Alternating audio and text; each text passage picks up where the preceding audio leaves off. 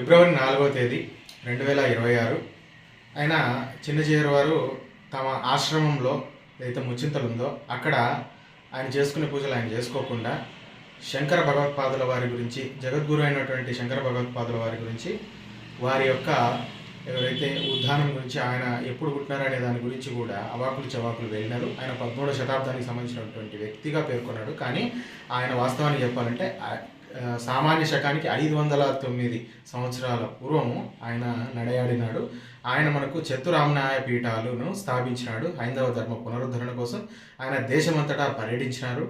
ఈయన ఏమని మాట్లాడుతున్నాడు అంటే, చిన్నజీయర్ వారు శంకరాచార్యుల వారు ఉత్తరాదికి వెళ్ళిపోయి, ఉత్తరాది కూడా ఉత్తర భారతదేశానికి వెళ్ళిపోయి, అంటే ఇక్కడ కూడా చిన్నజీయర్ వారు ఈయనకు ఉత్తర భారతదేశం దక్షిణ భారతదేశాన్ని సపరేట్ విభజిద్దామని అనుకున్నాడో ఏమో ఆ పదం వాడినాడు.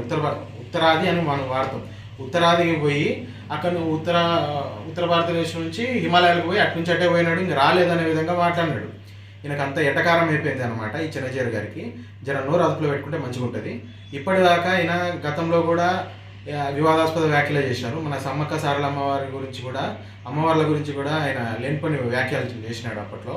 అంతేకాదు ఈయన శంకర భగవత్పాదుల వారి గురించి కూడా ఇప్పుడు మాట్లాడుతూ ఏమంటున్నాడంటే, ఆయన స్థాపించలేదు పీఠాలు అనే విధంగా మాట్లాడుతున్నాడు. వాస్తవం చెప్పాలంటే శంకర భగవత్పాదుల వారే స్థాపించినారు ఆ పీఠాలు.